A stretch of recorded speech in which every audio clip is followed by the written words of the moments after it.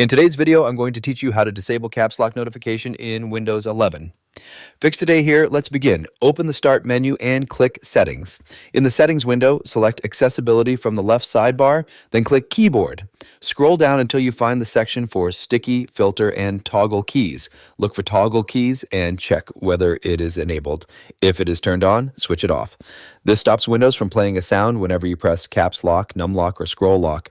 Next, expand notification preferences if the option is available on your device.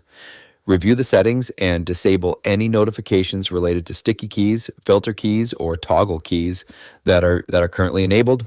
After that, look through the available keyboard settings for options related to caps lock, num lock, lock key notifications, or on-screen display. If you find a notification setting, disable it and save your changes.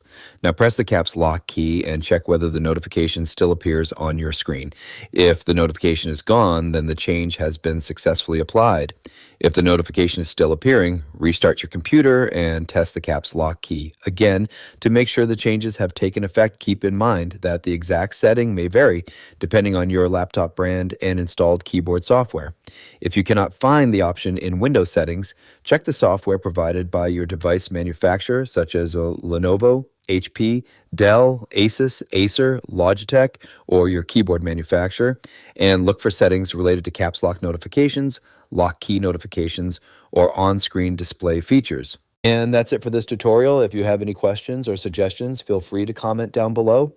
If you'd like to see more videos like this, the subscribe button is free and helps support the channel so I can keep making helpful tutorials for you. I'll see you on the next video.